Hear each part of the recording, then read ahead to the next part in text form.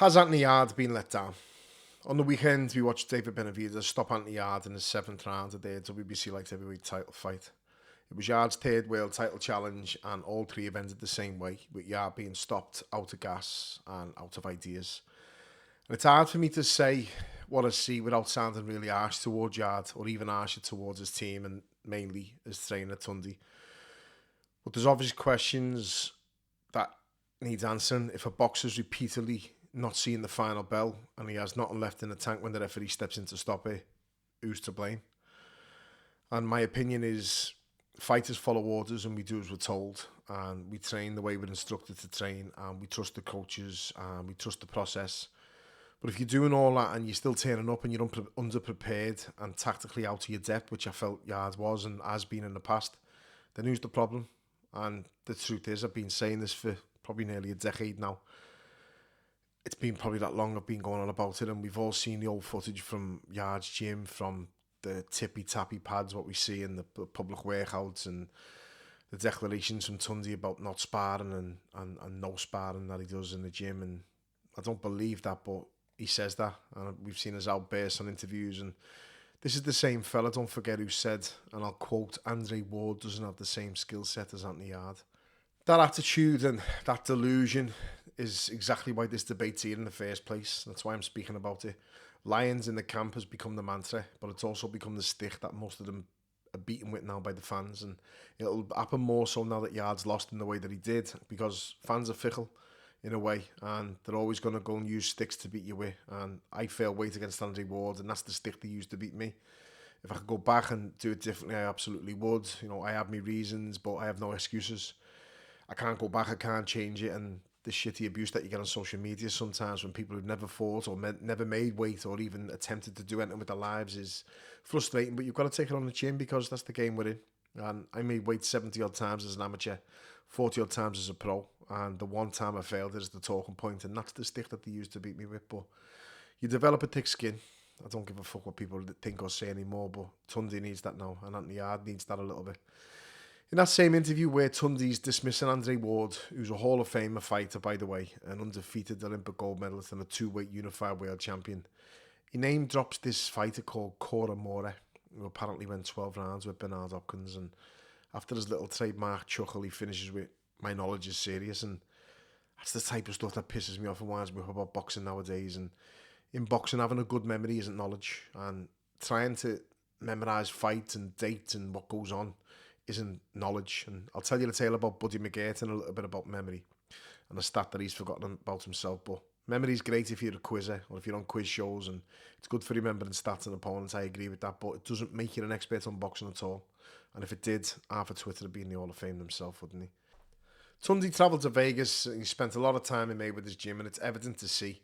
No one in the UK seems to teach that style, but Yarde isn't your typical Mayweather type fighter either, but he does have traits for sure. And the funny analogy that my old trainer used to use, Billy Graham, about the parrot in the gym always springs to mind. And when things like this pop up, it does spring to mind. And it's that you could stick a parrot in the corner of a gym and it's full of top trainers, and eventually this parrot will start talking like the top trainers, repeating quotes, phrases, calling for combinations, speaking sense.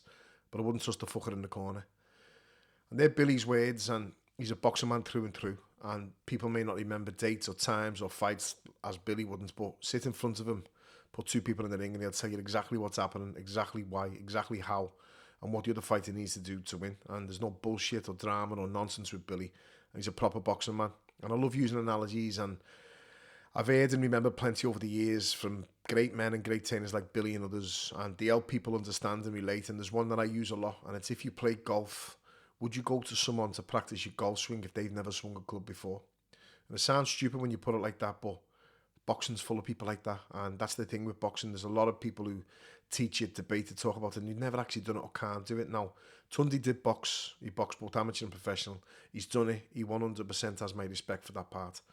But where he starts to lose this respect is when I hear the things he says and see the things he does. And it looks to me often like someone who's believing that they're the show, and the fighter's the sport, support and act, and I don't like that. It doesn't sit right with me. You're there for the fighter, and I've had coaches like that. I've had that coach like that, and when you're close to it, you can't really see what's going on. You're blinded by it and the loyalty, and you're under the spell, so to speak, and you can't see the wood for the trees. But I just think, you think a trainer's fighting for you, and he's not. He's fighting for himself.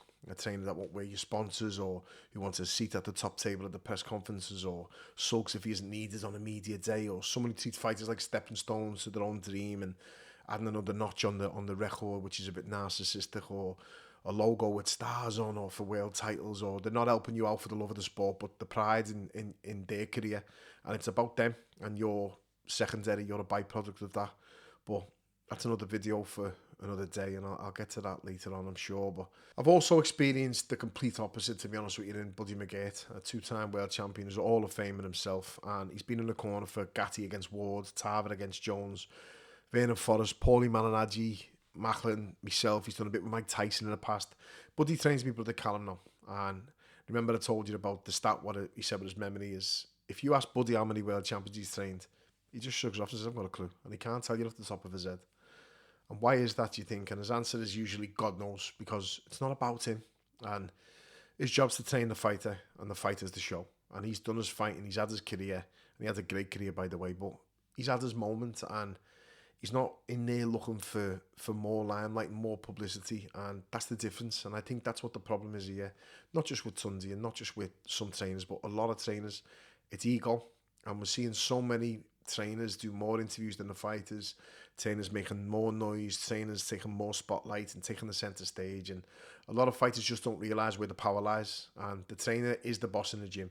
They have to be the boss in the gym, but make no mistake about it, the fighter hires the trainer and the fighter is the boss, and without the fighter there's no fight. And that brings me back to that in the yard, and after the weekend we're sitting debating again whether a talented fighter, a good fighter, a strong lad, a fit, athletic lad, has thrown away his best years because he's been loyal to a trainer who seems more focused on his own rise than the fighter's results and successes. And Tundi constantly uses the word we, and a lot of trainers do it. We are, we will, we have, we're ready. And honestly, I can't stand it. And it's always made me sort of pull a face when I hear it, and I see other trainers doing it and using it, and so many of them do. And from the outside looking in, their relationship has obviously been a close one, and it's been tested recently, and they've been through a lot. I know that, and I know of Yarde's horrid time that he had during lockdown. I remember tweeting about it, how heartbreaking it must have been to him, losing family members the way he did. And he's a nice lad, and each and every time I've met him, he's been nothing but polite and respectful, and I've always shown respect back and been polite. I respect him, and I've already said I respect Tundi, and Tundi doesn't behave as much now as he used to be years ago. I've noticed a bit more of a placid demeanour with him, where I remember seeing footage where Yarde shuts him down and tells him, like, be quiet, and that was in an interview live on telly. And maybe he's just mellowed with age, or maybe he's been a bit humbled by the fact that he probably hasn't produced a major champion yet, and he was expecting to do so. And after all that talk and all that, high praise about himself, he probably should have done that by now. But the ring walk on Saturday, I noticed on the ring walk on Saturday, when I watched the fight Sunday morning, Tundi's walking right behind Yarde on the screen and on the camera, but his hands in his pocket, his head's down, and he looks like someone going out to get the papers from the shop for me. And I don't want to notice things like that, but I do, because they stick out to me like a sore thumb, and I genuinely felt for Yarde, because when that bell goes, there is no we, and it's the fighter taking the punches, and it's never the coach. And listen, some coaches are great, I've said that, but I always imagine this comedy sketch where the fighter's getting an eye, and then he turns around to the coach and says, like, where's we now? Why aren't you taking these shots? And it's just a little pet hate of mine. It's not just Tundi, by the way. It's a lot of coaches that say it, and a lot of trainers say it. And if we get to the tactics of the fight, honestly, I don't know what the plan was. And if what I heard was right, was true, it's that they were trying to come on strong and come on late, which I think is madness. And to make someone come on strong and come on late, you've got to make them work. And Benavidez is known for his pressure, his output, for going through the gears, his speed, his fitness, his volume of punches. And if the instructions that were coming from the corner were to come on strong late, then I think it's a terrible plan. And there's no nice way to dress that up. It's naive and it's delusional. And to come on strong, you have to be fit. You have to make them work early. You have to make them exert a lot of pressure and energy early, so you can come on strong late. And that wasn't rope-a-dope, that wasn't tactics going to the ropes purposely. That was someone being bullied and outmaneuvered and outworked. And when Benavidez really took over, he took over. And the sixth round for me felt like and looked like someone for me who was going out for the last hurrah. And I think he was just going out there to try and really give everything he had left, because he's a game and brave lad, and his breathing, his body language, the sound of him when he was punching, he was making a lot of noise when he was throwing shots, because he was putting a lot of effort in at the yard. And that brings me to the real question, which is probably the title of this video, and it's, has Anthony Yarde been let down by those around him? And let's talk about the corner, the cut. There's blood pouring from his nose. He's sitting down in the corner. And not once does the cut man put a swab up his nostril with adrenaline on. And his nose is pouring with blood. And Tunde's wiping his face with a little flannel. And the cut man's putting his Vaseline on his eyebrow. But the nose is gushing and pouring with blood. And he's got a swab in his hand and it's not going up his nose. And Tunde's saying, don't blow your nose. I can hear that. And that's good advice because you're not supposed to blow your nose when, your nose is bleeding or gone because your eyes will puff up and your eyes will close. And don't get me started on the warm-up. I saw the usual tippy-tappy pads on the warm-up, and all I was thinking was before watching the actual fight was, how is he going to go in there with David Benavidez and perform at a good level when that's the type of warm-up and it's all the little just tippy-tappy pads where it's Tunde doing all the work. And it's just a pad routine. And I say this to my lads all the time. Put your thumb or your hand over the boxer on a screen and look at the trainer only when there's a pad routine going on and watch how hard and how fast that pad man's moving. And it looks to me like it's a poor performance for the camera again because he knows the camera's on him. But, again, I don't want to notice them things. And it's a shame that I do because all the while it's Anthony Yarde who has to walk to the ring. He has to take the shots. He has to feel the consequences. And he now has to pay the price. And that's the point I'm making. And that's why I'm asked this question. Has he been let down? Because he's feeling the consequences now. And for years, the same patterns, the same routines, the same excuses, the same tactical flaws and the same outcomes keep repeating themselves. And it's that version of insanity if you keep doing the same thing and expecting different results. And no one around him seems to want to take responsibility. And for me, I don't think this was his fault. And that's just my opinion on it. So last week on the show, I did predict Anthony Yarde to be stopped and possibly lose on points after a good effort. And I said that, but that effort never came. And it wasn't Benavidez being great. He is, but no more so than a prime Batavia that beat Yarde. And Yarde did well against him. This Yarde just didn't seem to have the answers and he couldn't really get into the fight. And he wasn't landing much at all, to be honest with you. He didn't really win a round. And the advice that he was given, again, was a bit shocking but not surprising. And he'd miss with a right hand or come close with a right hand. And all I could hear was, from the corner was shouts of, yeah. Like, I was listening thinking, like, what's going on? At the end of the 6th round, that cemented it for me. The words from the corner were I'll quote it, come on, Ant, be a warrior, a lion, you're boxing, don't let him hit you with 12 punches without replying. And Yarde, like, asked what round it was, and it was the start of the 7th, and he was told 6, I think. And listen, that's fine, we all forget rounds, but it was the last round that he was going to perform in because he got stopped that round, and he was done. And as I said, I thought it was his last hurrah before it, and I felt the towel should have come in a little bit earlier than it did. I think the corner should have pulled him out rather than the referee stopping it because he was never in the fight. He was bloodied, there was possible broken nose, and he was being hurt, and Benavidez was starting to tee off on him. He was deducted 2 points, Benavidez, for hitting Yarde while he was deemed to be down, and I thought the referee was shocking. And he wasn't fast enough or loud enough to shout, stop boxing, the referee. And he's just sort of walked in a bit blasé. And Benavidez has just carried on. Now, this is boxing, and my opinion is, and how I was, is I will hit you until I'm dragged off you, or I can hear the referee saying stop straight away. Unless I'm told to stop, or unless that referee drags me off, and I'm going to carry on hitting you. And I've been in trouble in the past for hitting a couple of people borderline, but it's controlled aggression, and you've got to stop that. And the ref didn't say stop, and he just walked in a bit too relaxed, as I said, a bit like Tunde on the ring walk, and he didn't shout stop. And Benavidez was deducted 2 points after Yarde protested after being hit down, and it was poor in my opinion, but it didn't really change a thing because the writing was on the wall rounds earlier, and now it's going to be difficult to see where Yarde goes from here. Does he stay there now and keep this blind loyalty? And I say blind loyalty because, to me, I don't like seeing trainers take the blame for losses, especially when it isn't on them, but this was on Tunde in my opinion, and the losses Yarde has had have been to great fighters, very good fighters, but this one was the most convincing of them all, and tactically, physically, Yarde was found wanting again, and it's the 3rd time it's happened at this level. He's been found wanting. Loyalty to someone who is detrimental to your career isn't loyalty, it's stupidity, and that trainer can and will have probably 50 more fighters, and he'll have 50 more careers, and the fighter has one, and it's a short one, and you need to put yourself first, and you need to make sure that you're selfish. And I did a video on TalkSport last week saying about big fish and small pond syndrome, and if you're the best fighter in the gym, change gyms, and that sentiment was for Yarde. I had people suggesting Canelo and Crawford and great fighters, and my old mate Adam Bood said there'd be no one left in the gyms if that was the case, and he's got a point, but Someone's got to be the best, yeah, I understand that, but I wasn't talking about good, busy gyms with champions and titles everywhere. Them gyms are great, and I've been in a few of them, and they helped me massively as a fighter. I was with Buddy McGirt in Vero Beach. We had Paulie Malignaggi, Vernon Forrest, Matthew Macklin, Sagu Powell. Buddy was in charge, calling the shots, and every day was like a school day. And then I went in Bolton. I had Macklin again, John Murray, Joe Murray, Crowley, Quigg, my brothers, Callum Johnson, Scott Cardle, Alfie Burton, Marcus Morrison, all good fighters, a lot of British champions, couple of world champions in there. In Denton with Billy Graham, I was with Macklin again, Ricky Hatton, Matthew Hatton, familiar team with Macklin, isn't it? Stephen Bell, Michael Gomez, Anthony Farnell, Steve Foster, and we had Billy Graham guiding us, and again, every day was learning things and competing, and you had to be at your best to fit in.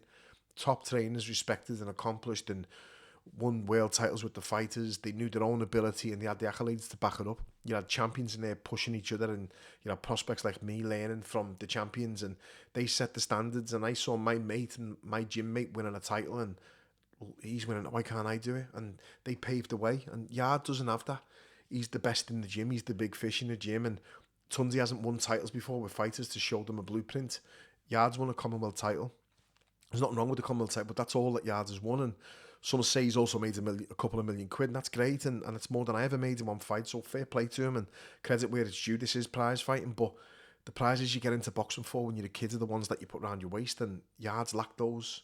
Now, there's still a chance, and there's still time to change, and whether that be changing trainers, changing camp, changing country, changing style, attitude, gyms, it doesn't matter, but small or wholesale, that's up to Yarde, but time's ticking, and he's 34 years of age, and I retired at 34, and although he started late and hasn't had that many hard fights, to be honest with you, so the decision is a major one, and it's one that'll shape the rest of his life, and trust me, you're a long time retired, and I would give absolutely anything to go back and do it again, but I'd do it differently, and I genuinely do wish him all the best, and I hope he carries on, reaches his potential.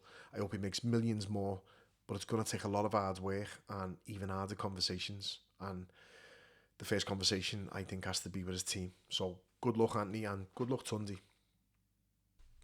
So tonight we've got Fraser Clark against Jamie TKV live on BBC, and it's big time boxing back on terrestrial television, and it's a British heavyweight title fight, which will be great. It's good to see it back on BBC. It's good to see boxing anywhere on television nowadays. But again, on TalkSport this week, I was asked how I see the fight going, and being honest with you, I do genuinely think it has the potential to be a stinker. But I also think it could catch fire, so let's be optimistic, and I hope it does. We've got two heavyweights in there with a bit of needle between them, and that hopefully makes for a good fight. There was a bit of drama on TalkSport this week, and I hope there's a knockout at the end of it. The safe bet for me is Fraser Clark on points, and he is 9-2 to win on points. He's 4-9 odds on to get the stoppage. In Birmingham, there's a Matchroom show with Ben Whittaker topping the bill. He's back in action after his comeback win against Liam Cameron. It's his first fight under his new promotion with Matchroom, with Eddie Hearn, and he'll be looking to impress and keep momentum with Andy Lee in the corner as he tries to rise up them light heavyweight rankings, maybe towards a fight one day with Anthony Yarde, as I've said before. I can see that happening in a few more fights should Yarde stay around, but there's some good domestic fights to be made for Whittaker, and it'll be very interesting to see which path he chooses. He is 33-1 on to beat his opponent this weekend. And for me, he has a lot of boxes still yet to tick, but I do rate him. I think he's an exciting talent, and I think he is one for the future should he get through them boxes which he needs to tick. I'll be back next weekend, and I'll see how those fights went, and I'll do a little bit more talk on boxing and give my take on things.